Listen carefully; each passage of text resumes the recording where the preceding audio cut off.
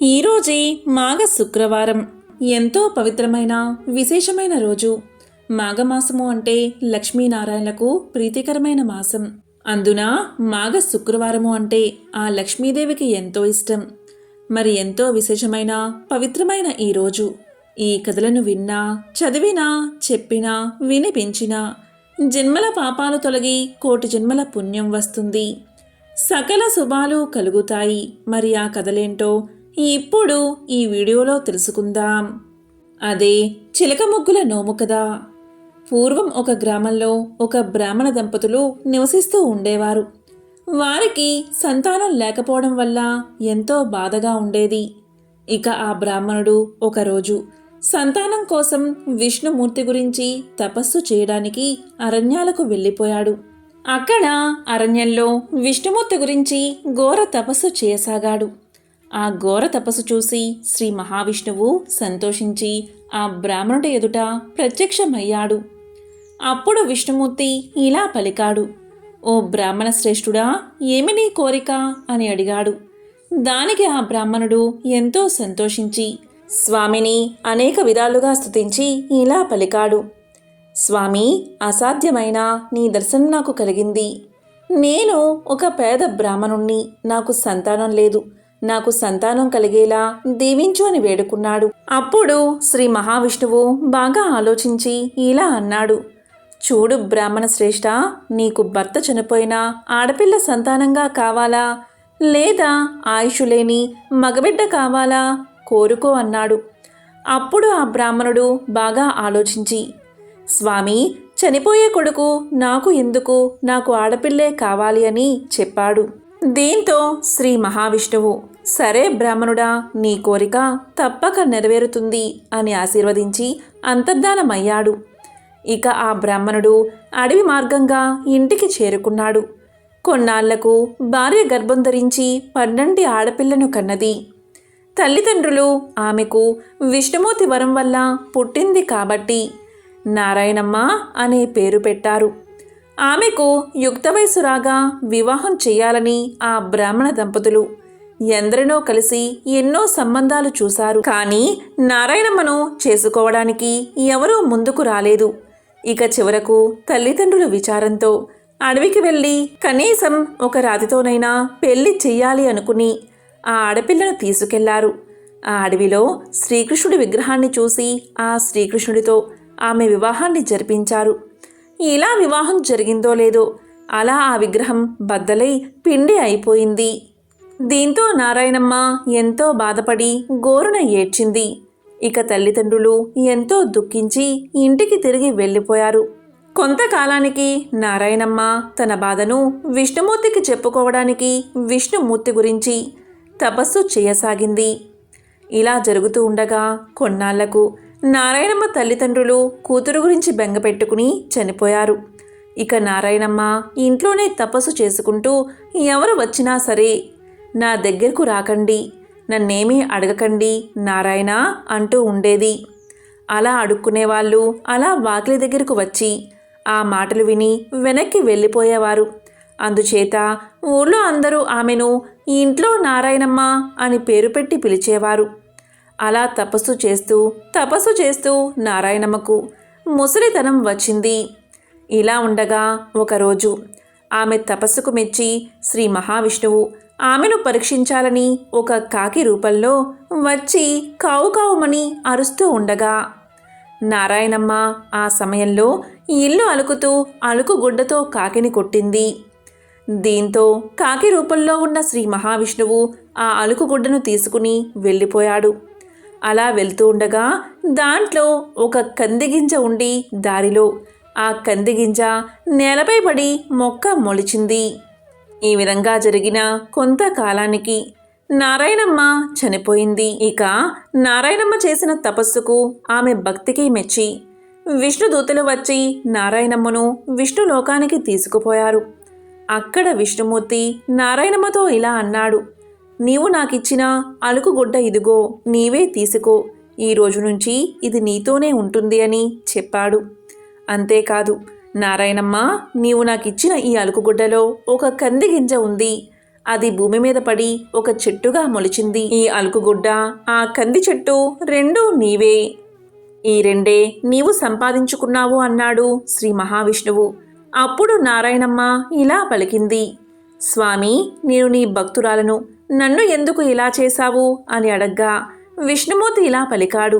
నీవు భక్తితో నన్ను పూజించావు, ఇది నిజమే.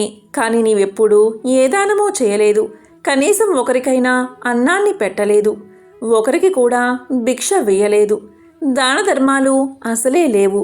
కాబట్టి నీవు ఆ కంది చెట్టుపై పురుగువై తిరుగుతూ ఉండు అన్నాడు శ్రీ మహావిష్ణువు.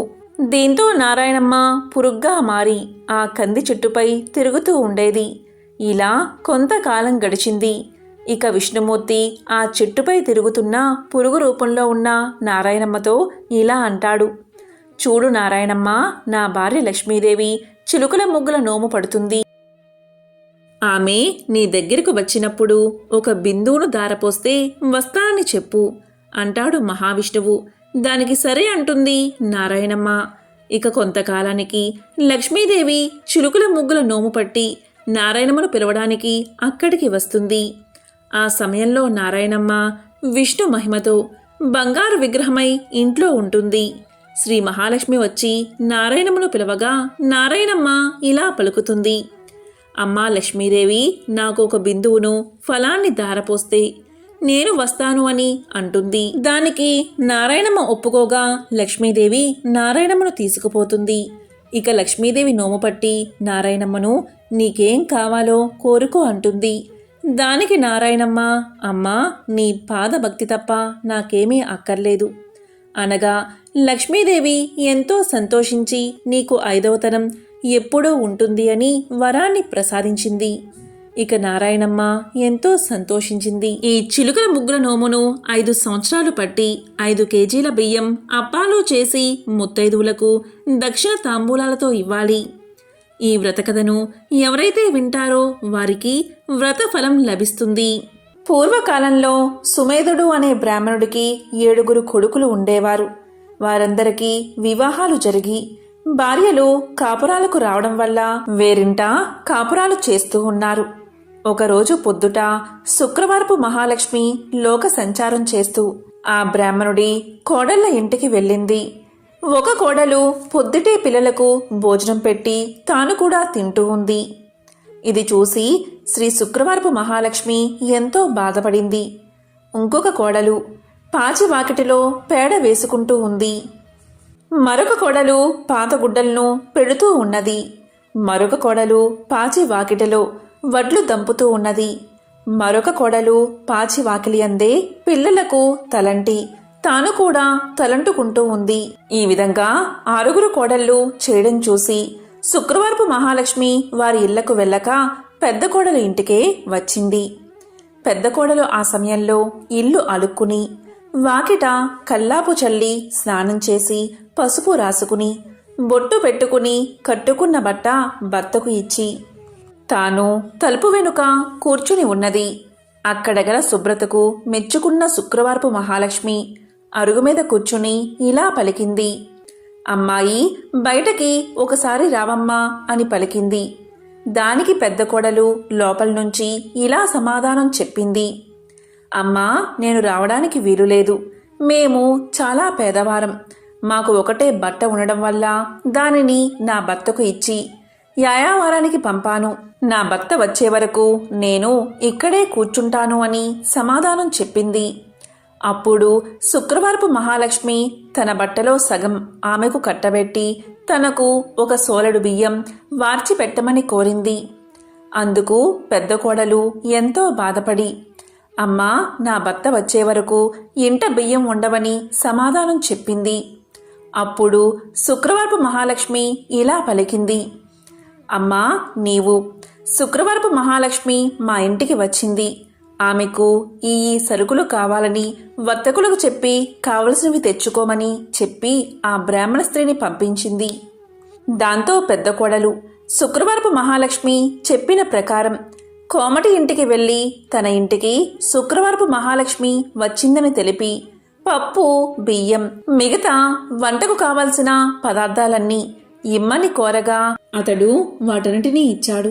తరువాత పెద్ద కోడలు శుక్రవారపు మహాలక్ష్మి చెప్పిందని తెలుగువాని దగ్గరకు వెళ్ళి మా ఇంటికి శుక్రవారపు మహాలక్ష్మి వచ్చింది, ఆమెకు ఈ పదార్థాలు కావాలని తెలుగులవాణ్ణి కోరగా తెలుగులవాడు తెలగపిండిని నూనెను ఇచ్చాడు. ఆ తరువాత పెద్ద కోడలు కంచెల దగ్గరకు వెళ్ళి కంచెల దగ్గర శుక్రవారపు మహాలక్ష్మి మా ఇంటికి వచ్చింది, ఆమెకు ఈ పదార్థాలు కావాలని కోరగా కంచరి ఇంటి దగ్గర పాత్ర సామాగ్రిని ఇచ్చాడు. తర్వాత పెద్దగోడలు సాలివాని దగ్గరకు వెళ్ళి మా ఇంటికి శుక్రవారపు మహాలక్ష్మి వచ్చింది, ఆమెకు ఈ పదార్థాలు కావాలని కోరగా సాలివాడు మంచి మంచి బట్టలను పెద్ద కోడలకు అందజేశాడు. దాంతో పెద్ద కోడలు ఇంటికి వెళ్లి 4 పిండి వంటలతో అవకాయ పచ్చలతో శుక్రవారపు మహాలక్ష్మికి వడ్డించింది.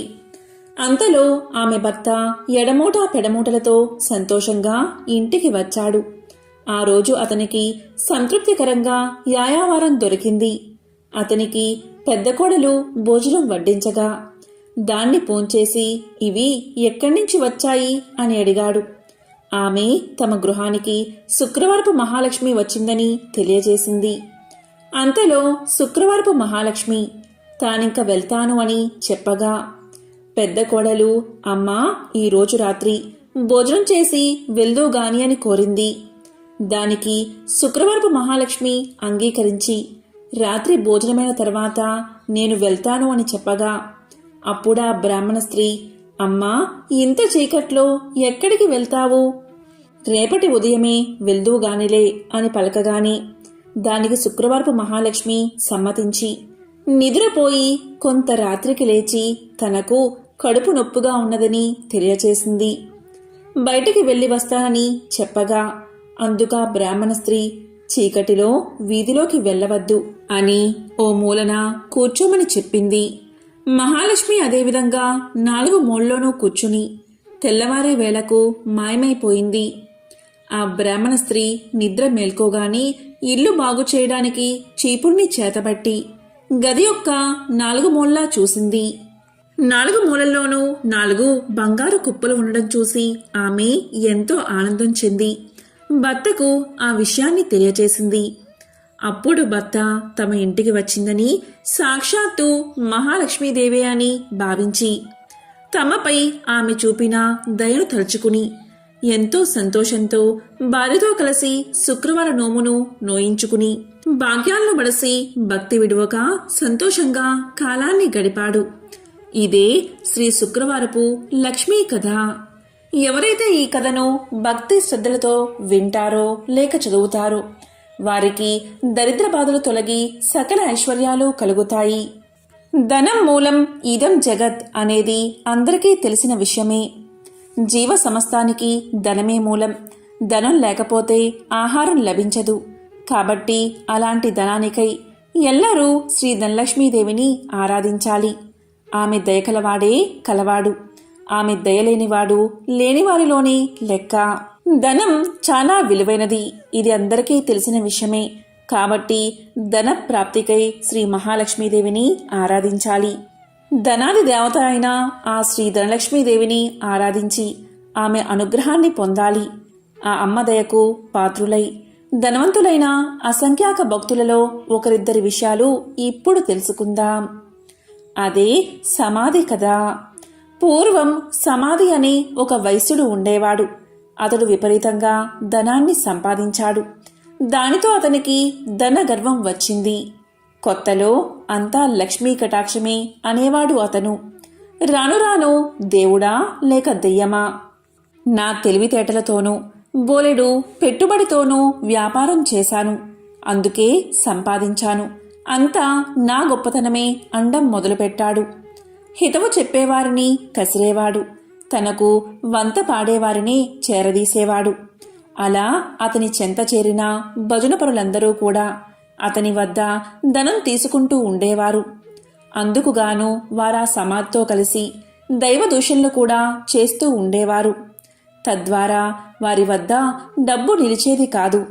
సమాధి వారికి ఎంత ఇచ్చినా అదంతా ఏదోలాగా ఖర్చయిపోతూ ఉండేది. పనికిమాలిన వారికి అనవసరపు ఖర్చులకు డబ్బు ఇచ్చి ఇచ్చి అవసరానికి డబ్బు లేక డాబోసరికి తన పలుకుబడిపై అప్పులు చేసి చేసి అవి తీర్చలేక సమాధి దరిద్రుడైపోయాడు. అతడు పెద్దలను ఆశ్రయించాడు. అప్పుడు పెద్దలు ఇలా పలికారు, దైవమున ఏమున్నది, అంతా నీ గొప్పే అన్నావు కదా, నీ గొప్ప నీవే చూసుకో, ఇక్కడి నుంచి వెళ్ళిపో అని తరిమేశారు. మరికొద్ది కాలానికి కొడుకులు తిరగబడ్డారు. అప్పులవారు అల్లరి చేయడం మొదలుపెట్టారు. గొప్ప దరిద్రం కలిగినది. చివరికి భార్య కూడా ఎదురు తిరిగినది. నీ వంటి దరిద్రుడితో నేనుండలేను అని చెప్పి పుట్టింటికి వెళ్ళిపోయింది. రుణదాతలకు కుటుంబ ఘాతకులకు వెరచి ఒకానొక రాత్రివేళ సమాధి అడవుల పట్టిపోయాడు. ఈ సమాధి గురించి బాగా తెలిసిన ఒక మిత్రుడు అతనికి సహాయం చెయ్యాలి అనుకున్నాడు. కానీ తక్కిన వ్యాపారులు అడ్డుపడుతూ ఉండడం వల్ల ఒకరోజు ఆ మిత్రుడు ఒక చేతికర్ర దొలిపించి అందులో ఖరీదైన వజ్రాలు వేసి సమాధికి ఇచ్చాడు. అప్పుడు ఆ మిత్రుడు సమాధితో ఇలా పలికాడు, సమాధి, నీవు దరిద్రంచే బాధపడుతూ ముసలివాడివలే అయిపోయావు. నేను ప్రత్యక్షంగా ధనమిస్తే ఇతర వ్యాపారులతో నాకు గొడవ వస్తుంది. కాబట్టి నీ చేతికి ఊతంగా ఈ కర్రను తీసుకో అని చెప్పాడు. దానికి సమాధి ఎంతో బాధతో ఆ చేతికర్ర తీసుకుని ఆ చేతికర్రతో సంతకు వెళ్ళి ఆ చేతికర్రను సంతలో ఎవరో పొరుగువాడికి చవకగా అమ్మేసి దానితో వంట సరుకులు కొనుగోలు చేశాడు. సమాధి చేసింది విని మిత్రుడు ఎంతో బాధపడ్డాడు. సమాధి యొక్క దరిద్రావస్థను ఎలాగైనా తప్పించాలని ఆ మిత్రుడు మరొకసారి సమాధిని పిలిచి ఇలా పలికాడు, సమాధి, ఈ గుమ్మడికాయ తీసుకో అని ఒక గుమ్మడికాయ ఇచ్చాడు. దాని నిండుగా బంగారు కాసులు పోసి ఇచ్చాడు. ఇంటికి వెళ్ళి దాన్ని పగలగొడితే ధనం కనిపిస్తుంది కదా అని ఆ మిత్రుడి ఆలోచన. కానీ సమాధి ఆ గుమ్మడికాయను వేరొక కూరగాయల వ్యాపారికి అమ్మేసి ఆ చిల్లరతోని ఇంటికి వెళ్ళిపోయాడు. మిత్రుడు సహకరించిన ఆ సహాయం పొందక దరిద్రబాధలు భరించలేక సమాధి ఒకరోజు అడవులకు పోవడానికి నిశ్చయించుకున్నాడు. ఇది తెలిసిన అతని మిత్రుడు మార్గమధ్యలో మోహరీలు గుట్ట పోయించాడు. కాని సమాధి ఆ దారికి రాగానే ధనలక్ష్మి కళ్ళలో పడినది. అతని కళ్ళు నలుపుకుంటూ పోయి పోయి మోహరీల గుట్టపై పడి, చీచి, ఎవరో దారిలో రాళ్లగుట్ట పోశారు అని వాటిని అటూ ఇటూ చిమ్మి కళ్ళు నలుపుకుంటూ తన దారిన తాను పోయాడు. అంతా మిత్రునికి చూపి, చూసారా, ధనలక్ష్మి యొక్క అనుగ్రహం తప్పితే ఎలా అవుతుందో, మనమెంత మంచి చేసినా వంచింపబడుచూ ఉంటాడు అని చెప్పాడు. తరువాత సమాధి అడవులకు చేరుకుని తన కష్టాలకై ఏడుస్తూ ఉండగా ఒకానొక ముని అతన్ని చూసి అతని దీనకథను విని ఇలా పలికాడు, సమాధి, కేవలం ధనలక్ష్మిని తూలనాడి ఆమె పూజకు ఆటంకం కలిగించడం వల్లే నీకీ కష్టం కలిగినది. ఇంతకు మించి మరొకటి లేదు. నా మాట విని ధనలక్ష్మీదేవిని పూజించు. ధనం నీకు సమకూరుతుంది. ఆమె బీజమునే జపించు అని పలికి మంత్ర బీజాన్ని చెప్పి జప విధానం చెప్పి మహర్షి వెళ్ళిపోయాడు. సమాధికి మరొక మార్గమేది కనబడకపోవడం వల్ల గతిలేని వాడై ఆ మంత్రాన్ని జపించసాగాడు. అలా చేయగా చేయగా ఒకనాడు అతని భార్య ఆ అడవిలోనే తారసపడినది. పెళ్లి చేశాక భర్త సజీవుడై ఉండగా ఆడది పుట్టింట ఉండరాదు. కష్టమో సుఖమో భర్తతోటే లోకం పొమ్మని ఆమె పుట్టింటివారు తరిమేశారని చెప్పింది. ఆమె తనతో తెచ్చిన స్వల్ప ధనాన్ని సమాధికి ఇచ్చి క్షమించమని కోరింది. అతి త్వరలో దీపావళి రాబోవుచుండడచే సమాధి ఆదనంతో నగరానికి వెళ్ళి తగు సామాగ్రలు కొని అదేవిధంగా పురోహితుడికి క్షమాపణ చెప్పుకుని తనతో పాటు అడవులకు తీసుకువచ్చాడు. దీపావళి రాత్రి యథావిధిగా యథాశక్తిగా ధనలక్ష్మీ పూజను చేసుకున్నాడు సమాధి. దానితో సంతృప్తిగా శాంతించిన ధనలక్ష్మి సమాధిని అనుగ్రహించింది. దాంతో పురోహితుడు ఊరిలోనికి పోయి సమాధి ఉనికిని అతనిలోని మార్పును అందరికీ తెలియచేశాడు. సమాధి మిత్రుడు అలాగే విప్రుడు కూడా దీన్ని సమర్థించారు. అవును, అమ్మవారిని కించపరచడం వల్లే అతనికి ఇటువంటి గతి పట్టింది కాని సమాధి చెడ్డవాడు కాడు అని మరీ మరీ చెప్పగా ఇతర వ్యాపారులు కూడా ఆలోచించి సమాధిని తిరిగి ఊరిలోకి పిలిచారు. మిత్రులు ఇచ్చిన పెట్టుబడితో సమాధి మరలా వ్యాపారాన్ని ప్రారంభించి నిత్యము ధనలక్ష్మీదేవిని పూజిస్తూ ఆ తల్లి అనుగ్రహం వల్ల అతని వ్యాపారం అభివృద్ధి చెందడం వల్ల తిరిగి కోటీశ్వరుడుగా మారి సకల సౌభాగ్యాలతో తులతూగుతూ ఉన్నాడు. కాబట్టి ఎవరైతే ప్రతి గురు శుక్రవార రోజుల్లోనూ అష్టమి, నవమి, దశమి, పౌర్ణమి తిథులయందు ఆ అమ్మవారిని పూజించి ఈ కథను వింటే ధనలక్ష్మీదేవి యొక్క అనుగ్రహానికి పాత్రులు అవుతారు. ఈ కథ విన్నా చదివినా సర్వశుభాలు చేకూరతాయి. ఇదే ధనలక్ష్మీదేవి యొక్క కథ. త్రిలోక సంచారి అయిన నారద మునికి ప్రతిదీ తెలుసుకోవాలని ఆతృత ఉంటుంది. ఇది మనందరికీ తెలిసిన విషయమే. అదేవిధంగా నారదముని ఒకసారి ఆతృతగా లక్ష్మీదేవిని ఇలా అడుగుతాడు. అమ్మా లక్ష్మీదేవి, మీరెప్పుడూ కూడా విష్ణుమూర్తి పాదాలను ఎందుకు నొక్కుతారు అని అడుగుతాడు. దానికి లక్ష్మీదేవి ఇలా సమాధానం చెప్తుంది. మానవుల నుండి భగవంతుడి వరకు గ్రహాలన్నీ తన్ను ప్రభావితం చేస్తాయని లక్ష్మీదేవి సమాధానం చెప్తుంది. ఈ గ్రహాల చెడు ప్రభావం శ్రీహరి పాదాలను నొక్కడం ద్వారా ముగుస్తుంది. కాబట్టి ఆమె తన శ్రీహరి పాదాలను నొక్కుతుంది అని సమాధానం చెప్తుంది. ఒక మహిళ చేతిలో దేవతల సర్వోన్నతుడైన బృహస్పతి నివసిస్తాడు. రాక్షసుల గురువు శుక్రాచార్యుడు మనుషుల పాదాలలో నివాసముంటాడు. భార్య తన భర్త పాదాలను నొక్కినప్పుడు గ్రహాల యొక్క చెడు ప్రభావాలను నివారించడంతో పాటు సంపద కూడా వృద్ధి అవుతుందని లక్ష్మీదేవి విష్ణువు పాదాలను నొక్కడానికి కారణమని ఆమె ఎంతో సులువుగా నారదుడికి సమాధానం చెప్తుంది. లక్ష్మీదేవి ఐశ్వర్యానికి దేవత, జ్యేష్ఠాదేవి దారిద్ర్య దేవత. ఒకసారి వీరిద్దరికీ ఒక చిన్న అనుమానం వచ్చింది. ఆ అనుమానం ఏంటి అంటే తమలో ఎవరు చాలా అందంగా ఉన్నారో అని. ఈ విషయమై వీరిద్దరూ వాదించుకుంటూ ఉండగా వారికి ఎదురుగా ఒక వ్యాపారి వస్తువు కనిపించాడు. ఇక వాదించడం ఆపేసి ఆ వ్యాపారిని అడిగి నిజం తెలుసుకోవాలి అనుకున్నారు అక్కా చెల్లెళ్ళు. అలా అనుకున్నదే తడువుగా జ్యేష్ఠాదేవి లక్ష్మీదేవిలు అతడి ముందుకు వెళ్ళి నిల్చున్నారు. తామిద్దరం ఎవరమో కూడా అతడికి వివరించి చెప్పారు. ఐశ్వర్య దేవత లక్ష్మీదేవి, దారిద్ర్య దేవత జ్యేష్ఠాదేవి ఇద్దరూ ప్రత్యక్షమై కనిపించి అలా అడిగేసరికి ఆ వ్యాపారికి నోట మాట రాలేదు. ఇద్దరూ ఒకేసారి కనిపించినందుకు సంతోషించాలో లేక బాధపడాలో కూడా అతనికి అర్థం కాలేదు. విషయమంతా విన్నా ఆ వ్యాపారి భయంతో వణికిపోయాడు. ఇద్దరిలోనూ లక్ష్మీదేవే అందమైనదని అతనికి తెలుసు.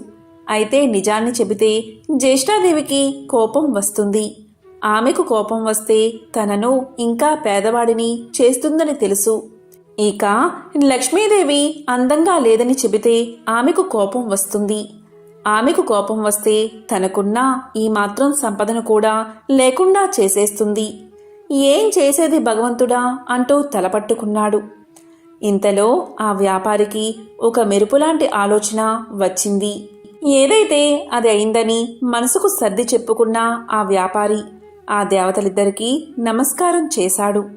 వెంటనే ఆ వ్యాపారి ఇలా చెప్పాడు.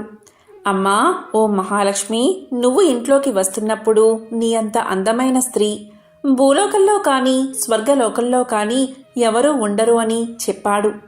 అలాగే జ్యేష్ఠాదేవి వైపు చూసి, అమ్మా, ఓ జ్యేష్ఠాదేవి, నువ్వు ఇంటి నుంచి బయటకు వెళ్తుంటే నీ అందం సొగసు వర్ణించేందుకు మాటలు చాలవు. ఆ సమయంలో నీ అందాన్ని ఎవరితోనూ పోల్చలేము అని సమాధానం చెప్పాడు. ఆ వ్యాపారి ఎవరి మనసులో నొప్పించిన విధంగా చెప్పిన తీరు జ్యేష్ఠాదేవి లక్ష్మీదేవులను సంతృప్తిపరిచింది. అతడు ఇద్దరిని విజేతలుగా నిర్ణయించాడని వారిద్దరూ అర్థం చేసుకున్నారు. దాంతో ఇద్దరూ అతడి నిర్ణయానికి సంతోషపడుతూ అక్కడి నుంచి మాయమయ్యారు. ఇక్కడ అర్థం చేసుకోవాల్సింది ఏంటి అంటే జ్యేష్ఠాదేవి లక్ష్మీదేవులు ఎవరికి వారు విజేతలమని అనుకుంటూ వెళ్లారే కాని నిజానికి నిజమైన విజేత ఆ వ్యాపారే. ఎందుకంటే అతడు ఐశ్వర్య దేవత అయిన లక్ష్మీదేవి అభిమానాన్ని పొందడమే కాదు, లక్ష్మీదేవి బద్ధ శత్రువైన జ్యేష్ఠాదేవిని సైతం సంతృప్తిపరిచాడు. కాబట్టి నిజమైన విజేత ఆ వ్యాపారే. చాలా కాలం పూర్వం కోసల రాజ్యాన్ని దశరథుడు అనే మహారాజు పరిపాలించేవాడు. అతని కాలంలో 12 వర్ష క్షామం రానున్నదని తెలుసుకుని, అందుకు శనిగ్రహం రోహిణి గతం అవడమే కారణమని తెలుసుకుని గ్రహగతిని మార్చి కరువును నిరోధించాలి అనుకున్నాడు దశరథుడు. దశరథుని రథం 10 దిక్కుల యందును సంచరించడం వల్ల అతనికి దశరథుడు అనే పేరు వచ్చింది. అందుచేత తన రథాన్ని ఎక్కి గ్రహాన్ని నిరోధించడానికి బయలుదేరాడు దశరథ మహారాజు. ఆ సమయంలో ఒక చిన్న పొరపాటు జరిగింది. కరువు కాటకాలు రాకుండా ఉండడానికి, పంటల అభివృద్ధికి కోసల ప్రజలు లక్ష్మీదేవిని పూజించేవారు.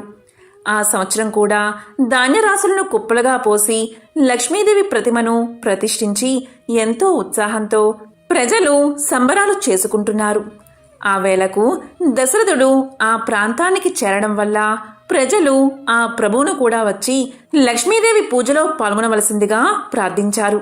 కానీ రాచరికపు గర్వంతో ఈ పూజ వలన ప్రయోజనం లేదు, శని గ్రహాన్ని అరికట్టాలి, నేను ఆ పని కోసమే వెళ్తున్నాను, కానీ మీ పూజకు వచ్చే వ్యవధి నాకు లేదు అని చెప్పి దశరథుడు రథాన్ని ఎక్కి వెళ్ళిపోయాడు.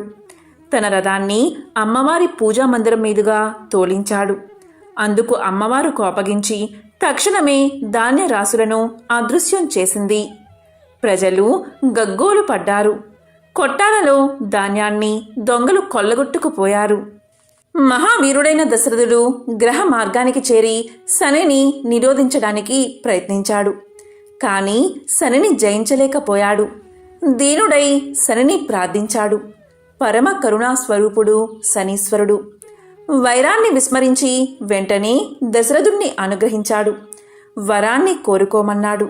దశరథుడు మరింత వినయాంజలి ఘటించి ఇలా పలికాడు: శనిదేవా, నా రాజ్యానికి రాబోయే 12 వర్ష క్షామం రాకుండా కాపాడు అని ప్రార్థించాడు. అందుకు శని సంతసించి ఇలా పలికాడు: రాజా, నీ ప్రజాక్షేమ తత్పరత నాకెంతో ఆనందాన్ని కలిగిస్తుంది. కానీ నా ప్రవర్తనాన్ని తప్పించడం అసాధ్యం. నేను రోహిణిని భేదించే తీరాలి. ఓ నరపాల, నేను ఏ స్థానంలో ఉన్నా నా భక్తులను మాత్రం అణువణువున కాపాడుతూనే ఉంటాను. కాబట్టి నీకు క్షేమం కలుగుగాక. నీ రాజ్యంలో నా ఆరాధనలు జరిపించు అని చెప్పాడు శనిదేవుడు. అప్పుడు దశరథుడు తన నిజరాజ్యానికి చేరుకుని శనీశ్వరుడు చెప్పినట్లుగానే శనేశ్వర పూజలను, శనేశ్వర అభిషేకాలు చేశాడు. ప్రజలచే చేయించాడు. కానీ కరువు మాయలేదు.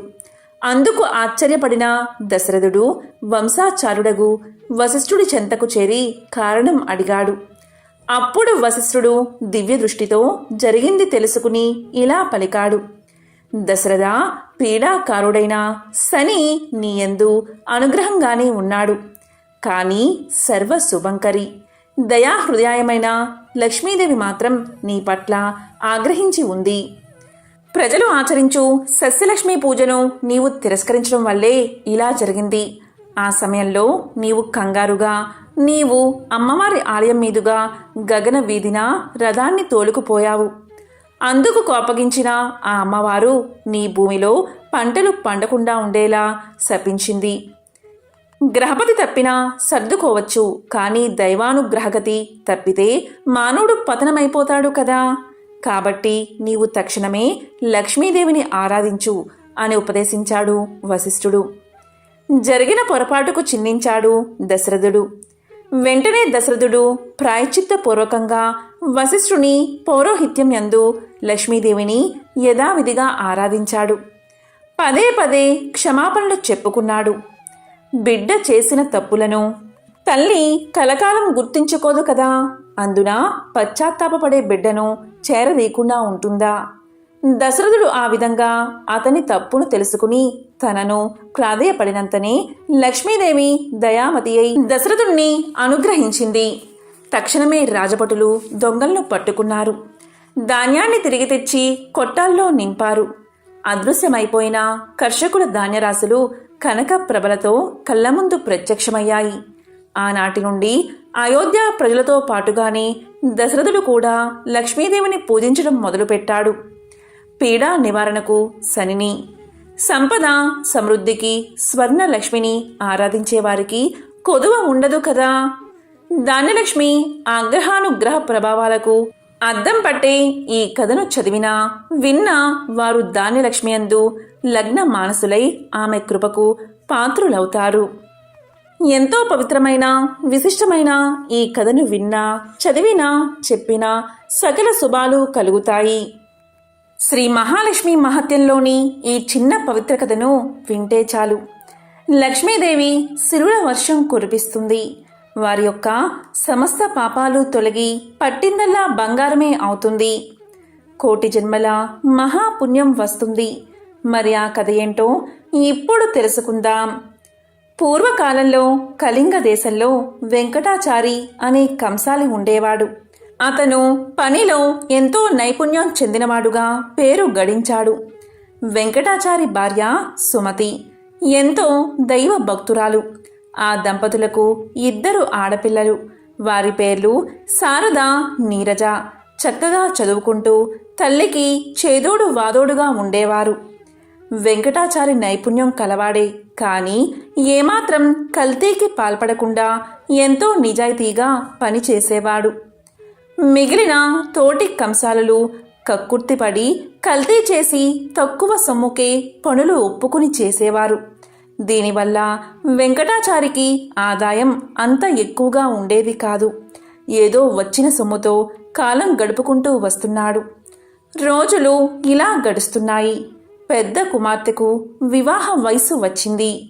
నెమ్మదిగా సంబంధాలు వెతకడం మొదలుపెట్టాడు వెంకటాచారి. కానీ ఎక్కడా ఏదీ కుదరలేదు.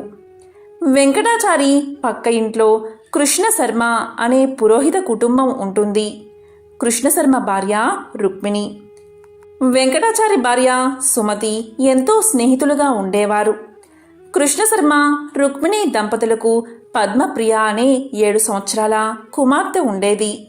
ఈ పద్మప్రియ ప్రతిరోజు వారి ఇళ్లలో పూలు కోసుకుని సుమతికి తెచ్చి ఇచ్చేది. అంతేకాదు రోజు 1 గంట కాలం ఆ ఇంట్లోనే గడిపేది. వెంకటాచారి పెద్ద కుమార్తె శారద పెళ్లి ఎంతకు నిశ్చయం కాకపోవడంతో ఆ దంపతులకు ఎంతో బెంగ పట్టుకుంది. ఒకరోజు కృష్ణశర్మ భార్య రుక్మిణి సుమతితో 1 వారం రోజుల పాటు రుక్మిణి కళ్యాణం పారాయణ చేయమని చెప్పింది. ఆ విధంగానే శారద పారాయణం చేయగానే ఆ మరునాడే మంచి వరుడితో వివాహం నిశ్చయమైంది. ఇక వివాహానికి కావలసిన సొమ్ము సేకరించి పెట్టుకోవడం అనే పనిలో నిమగ్నమయ్యాడు వెంకటాచారి. ఎన్నేళ్లుగా కంసాలి వృత్తి చేస్తున్నా కూడా కూతుళ్లకు కనీసం బంగారు గాజులు కూడా చేయించలేకపోయానే అని ఎంతో బాధపడ్డాడు. సుమతి రోజూ ఉదయాన్నే పూజ చేసేటప్పుడు శ్రీ మహాలక్ష్మిని అనేక స్తోత్రాలతో పూజించేది. వివాహం దగ్గర పడుతున్నదని దయచేసి వివాహానికి కావలసిన సొమ్ము సమయానికి వచ్చేలా అనుగ్రహించమని మహాలక్ష్మీదేవిని ప్రార్థించేది. రోజులు ఇలా గడుస్తున్నాయి. ఒకనాడు పద్మప్రియ ఎప్పటిలాగే ఉదయం పూజకు పూలు తీసుకుని రాలేదు. ప్రతిరోజు తప్పకుండా వచ్చే పిల్ల ఈరోజు ఇంకా రాలేదేమిటవ్వా అని సుమతి ఆలోచిస్తూ ఉండగా గుమ్మంలో గజ్జెల చప్పుడు అయింది. పద్మప్రియ పూలు తీసుకుని సుమతి చేతిలో పెట్టింది. ఈరోజు పద్మప్రియ ఎప్పటికంటే ఎంతో అందంగా మహా తేజస్సుతో కనిపించింది. సుమతి పద్మప్రియతో ఇలా పలికింది, ఈరోజు నీ పుట్టినరోజా? ఎంతో చక్కగా కనిపిస్తున్నావే అని అడిగింది. దానికి పద్మప్రియ, లేదు అత్తయ్య, రోజులాగే తయారయ్యాను. స్నానం చేయడం ఆలస్యం కావడంతో పూలు తీసుకురావడం ఆలస్యమైంది అని పలికి మళ్ళీ ఇలా అంటుంది, అది సరే కానీ అత్తయ్య, మా అమ్మ బంగారు గాజులు నీకు చూపించమని చెప్పింది. కొత్తగా కొనుక్కుందట, నిన్ను చూడమని చెప్పింది అని పద్మప్రియ సుమతి చేతిలోకి గాజులు పెట్టింది. ఆ గాజులు చేతిలోకి తీసుకుని చూస్తూ ఉండగా ఇప్పుడే వస్తాను అత్తయ్య అని చెప్పి పద్మప్రియ చెంగున బయటకు వెళ్ళింది. సుమతి ఆ గాజులను లక్ష్మీదేవి ముందు ఉంచింది. కాసేపైన తర్వాత పద్మప్రియ రాగానే ఇద్దాము అనుకుంది సుమతి. వంటింట్లోకి నైవేద్యం తీసుకురావడానికి వెళ్ళి పాయసం పూర్తవగానే తీసుకువచ్చి పూజా గదిలో కూర్చుంది సుమతి. ఎదురుగా 2 జతల బంగారు గాజులు కనబడ్డాయి. ఇదేమిటి, ఇక్కడ నేను 1 జత బంగారు గాజులే పెట్టాను కదా, 2 ఉన్నాయేమిటి? నేను పరధ్యానంలో ఉండి గమనించలేదా? పద్మప్రియ నా చేతికి ఇచ్చింది 1 జత బంగారు గాజులే కదా, మరి 2 జతలు ఎలా వచ్చాయి అని అనుకుంటూ దేవుడికి నైవేద్యం సమర్పించింది. ఈ 2 జతల గాజులను తీసుకుని రుక్మిణికి ఇచ్చేస్తాను అని చెప్పి రుక్మిణి ఇంటికి వెళ్ళింది. సుమతిని చూసిన వెంటనే రుక్మిణి ఇలా పలికింది. ఏమిటి వదినా, చేతిలో ఈ బంగారు గాజులు ఏమిటి? పిల్లలిద్దరికీ చేయించావా అని అడిగింది. ఇది విన్న సుమతికి ఏమీ తోచలేదు. సుమతి ఇలా పలికింది. ఇదేమిటి వదినా, ఇలా మాట్లాడుతున్నావు? ఇందాక పద్మప్రియ వచ్చి నాకు ఇచ్చింది కదా, నీవు కొనుక్కున్నావని నాకు చూపించమని చెప్పింది కూడా అని పలకగానే రుక్మిణి ఇలా అంటుంది. అదేమిటి వదినా, పద్మప్రియ మీ ఇంటికి రావడమేమిటి? నిన్నటి నుండి పిల్లకి ఒకటే జ్వరం, మంచం దిగనిదే, ఎక్కడికి వెళ్ళలేదు. అసలు పద్మప్రియ మీ ఇంటికి రానప్పుడు మీ ఇంటికి గాజులు ఎలా తెస్తుంది? అయినా నేను ఈ మధ్య అసలు గాజులే కొనుక్కోలేదు అని అన్నది రుక్మిణి. ఇది విన్న సుమతికి ఎంతో ఆశ్చర్యం కలిగింది. మరి ఇందాక వచ్చిందెవరు, ఆ గాజులు ఇచ్చింది ఎవరు అని ఆలోచిస్తుండగా వచ్చింది సాక్షాత్తు శ్రీ మహాలక్ష్మీదేవే అని సుమతికి తోచింది. ఈ విషయమే రుక్మిణితో పలికింది. ఇద్దరూ కూడా ఎంతో ఆశ్చర్యపోయారు, ఎంతో ఆనందపడ్డారు. జరిగిన విషయమంతా వారి వారి భర్తలకు చెప్పారు. వెంకటాచారి దంపతులు సంతోషానికి అవధులు లేకుండా పోయాయి. సాక్షాత్తు శ్రీ మహాలక్ష్మీదేవే తమను అనుగ్రహించిందని ఆ జగన్మాతను ఎన్నో విధాలా స్తుతించారు. తమ కుమార్తెలకు సాక్షాత్తు ఆ జగన్మాతే బంగారు గాజులు అనుగ్రహించిందని ఎంతో సంబరపడ్డారు. ఇద్దరూ పూజా గదిలో నుంచుని ఆ జగన్మాతకు నమస్కారం చేస్తూ ఇలా పలికారు. ఓ లోకజనని, దారిద్ర దుఃఖాన్ని పారద్రోలే అమృతమూర్తి, నీవే తల్లివి. దీనులైన వారి బాధలను నశింపచేసే నీ కరుణా కటాక్షాలు మాపై ప్రసరించు తల్లి. నీకు మా నమస్కారాలు తల్లి. మిక్కిలి దయకలిగిన నీ చూపులతో నీ కరుణామృతాన్ని మాపై కురిపించు. నీవు సర్వమంగళ ప్రదాయివి. సకల చరాచర జగత్తు యందు నీవే వ్యాపించి ఉన్నావు. ఇవే మా ప్రణామాలు. నిన్ను నమ్మిన వారికి సర్వశుభాలను అనుగ్రహించే లోకపావనివి నీవు. నీకు మా నమస్కారాలు అని పరిపరి విధాలుగా ప్రార్థించారు. శ్రీ మహాలక్ష్మిని ప్రార్థించిన వారికి సర్వ సౌభాగ్యాలు సమకూరుతాయి. ఎటువంటి అనారోగ్యము దరిచేరదు. శ్రీ మహాలక్ష్మి ఆరాధన వల్ల మహిమ, గరిమ, లకిమ, ప్రాప్తి, ప్రాకామ్యము, ఈసిత్వము, వసిత్వము అనే అష్టసిద్ధులు ప్రాప్తిస్తాయి. మానవుడు ఉన్నత శిఖరాలకు ఎదగడానికి శ్రీ మహాలక్ష్మి అర్చన ఎంతో ఉపయోగపడుతుంది.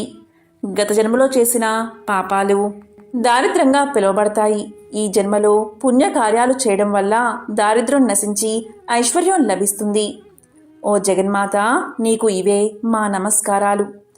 మహాలక్ష్మి, నీకు ఇవే మా ప్రణామాలు. ఓం శ్రీ మహాలక్ష్మియే నమః. ఓం నమో నారాయణాయ. ఓం శ్రీ మాత్రే నమః. ఓం నమః శివాయ.